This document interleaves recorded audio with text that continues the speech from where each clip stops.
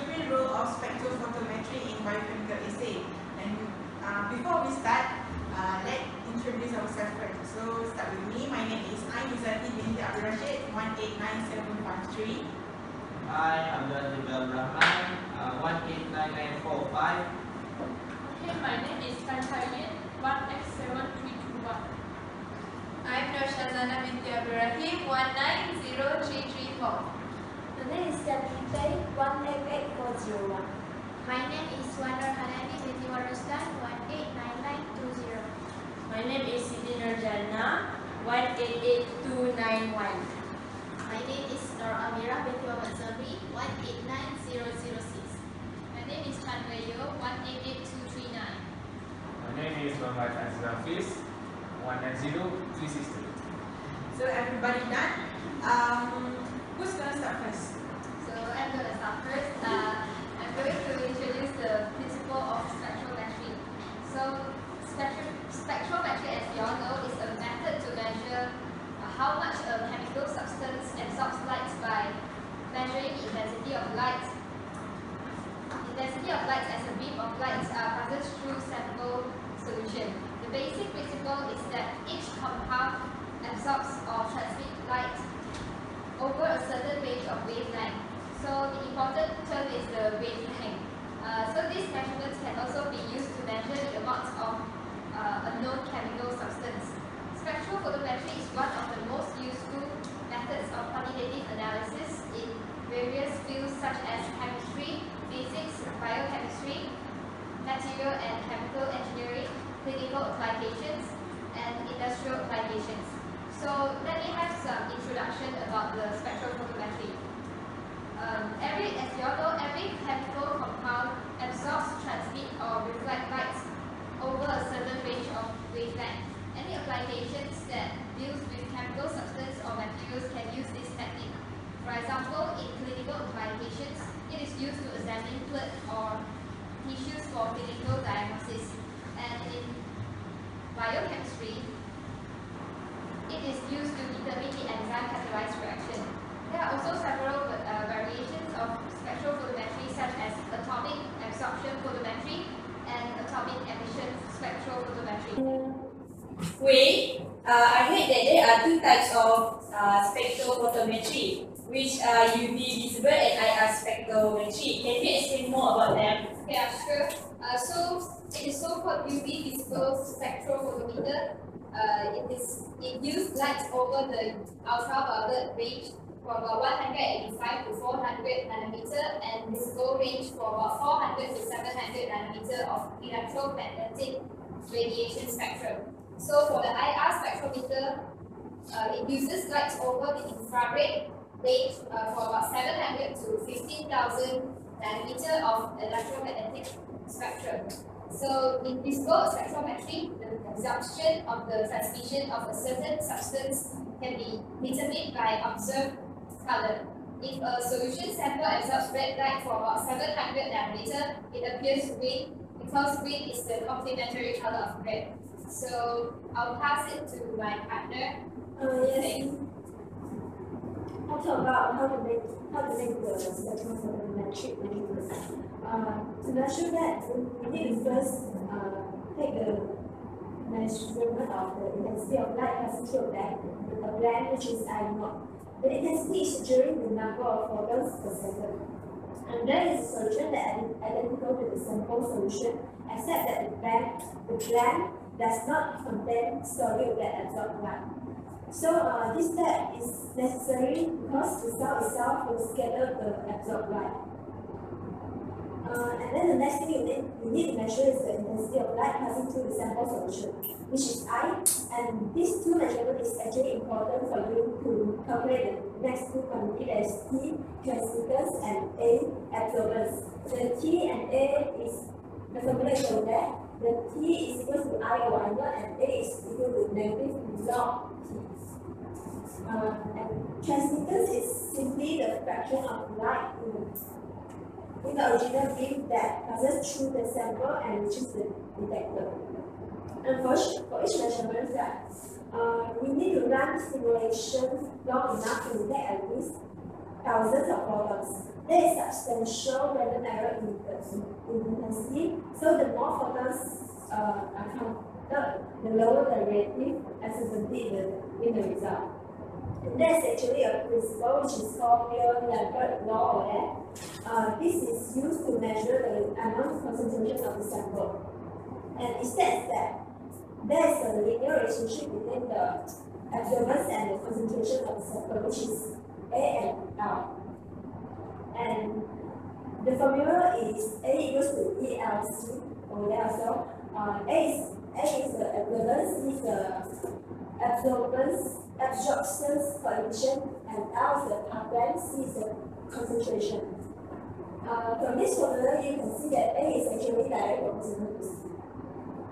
And absorption coefficient, which is also called molar extinction coefficient, is given as constant and varies for every molecule. So I wonder about that picture. Anyone can explain? Actually, this picture is drawn by me.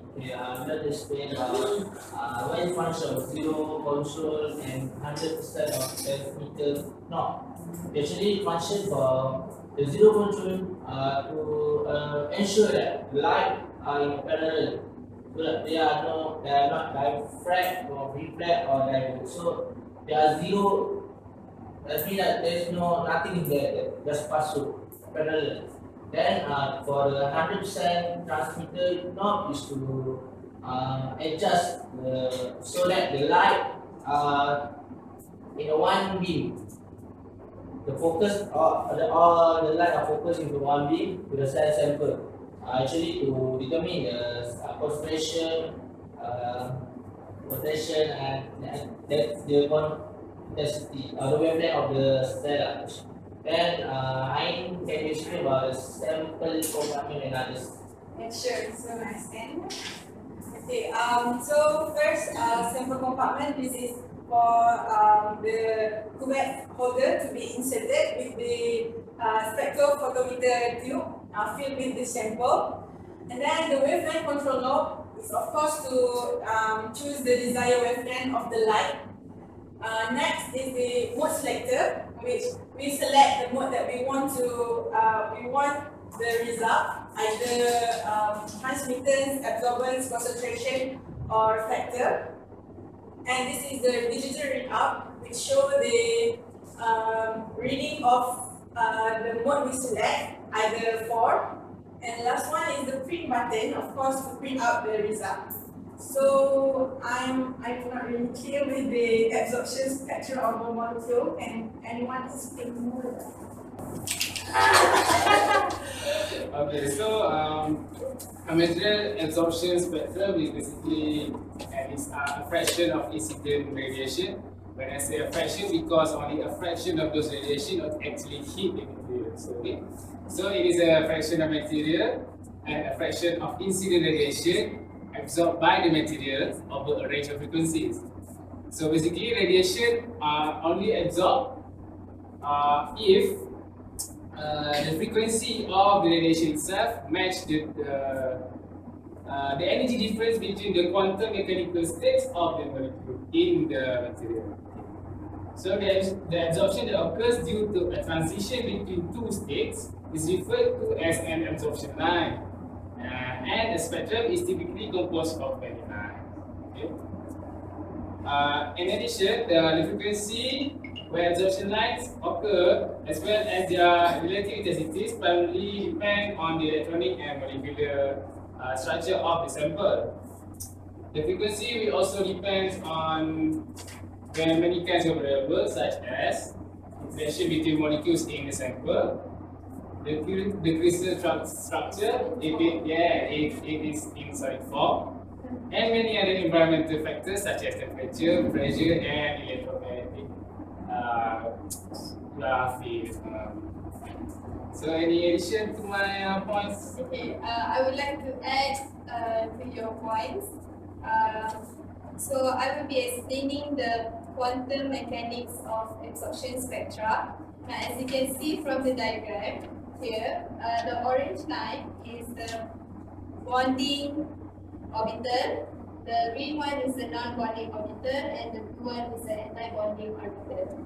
Now, when light passes through the compound, energy from the light is used to promote an electron from bonding or non-bonding orbital to the empty anti-bonding orbital.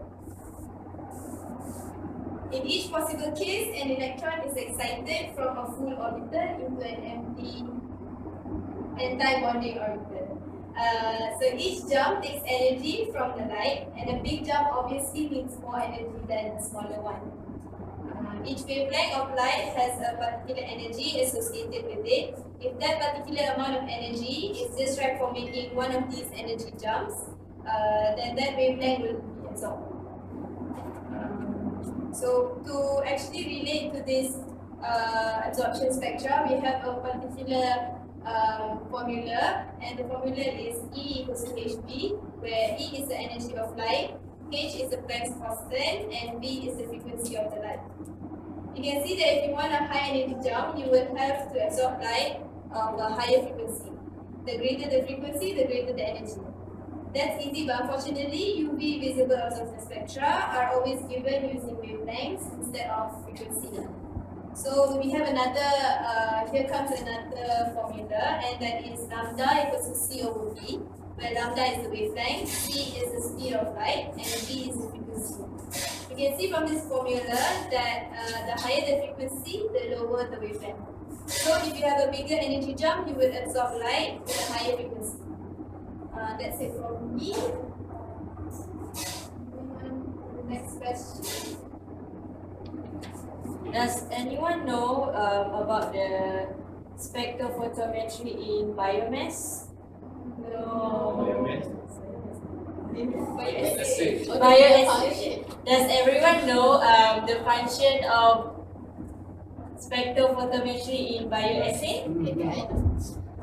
We have already mentioned that every chemical substances mentioned before that every chemical substances can absorb, transmit, and reflect light or electromagnetic radiation over surface wavelength. Then this spectrophotometry method is used to obtain the measurement of amount of light in the solid of the solution. Hence, the concentration of the compound in the solution can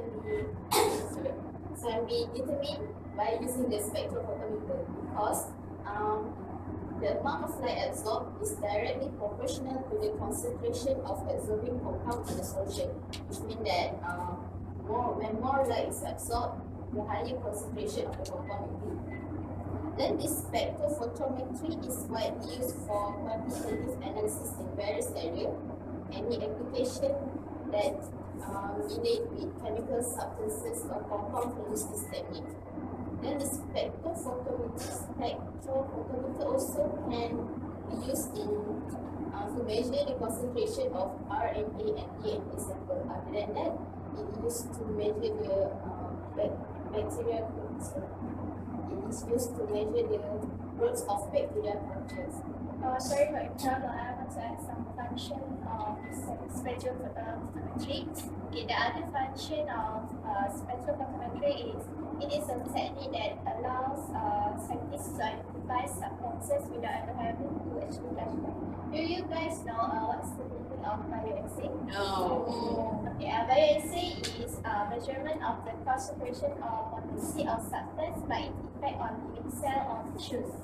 Okay, spectrophotometry is used in a variety of scientific research and projects, such as used to discern between the various pigments found in plant cells.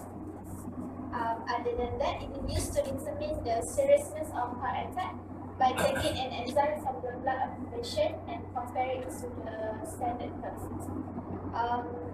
Also, spectrophotometry allows scientists to identify the makeup of organic and inorganic compounds with use of both the ultraviolet light and the visible portions of the light spectrum that can be seen with human eyes. Moreover, the role played by spectrophotometry method in research on vitamin and hormones has been spectacular. Basically, spectrophotometry is one of the most widely used analytical procedure in biochemistry. It is commonly used to estimate the level of an analyte in solution, and it is ideal for simple recognition of small quantities of material. Since protein exotic at a specific wavelength, so spectrophotometry can be used to determine the concentration of purified protein in a solution. And last but not least, spectrophotometry also useful in diagnosis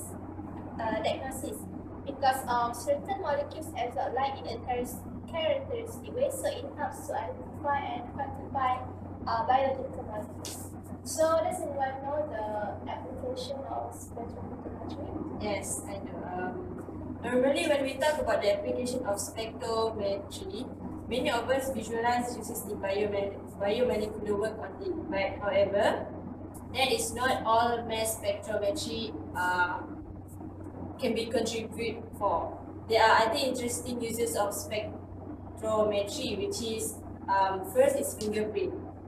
Process used by fingerprint application is called Assay, which is desorption electrospray ionization, which was invented a few years ago. It involves freezing a surface with electric charge droplets, which is then transfer their charge to the sample's molecule, and next ionizing them. So that is how fingerprint application works. Next is toxin in toothpaste. In some Chinese toothpaste, a toxic called DEG is used as a sweetener. So this chemical is hard to test. It can be done, but it takes a lot of time. So until now, a scientist had found a way to screen for toxins, which is by mass spectrometry.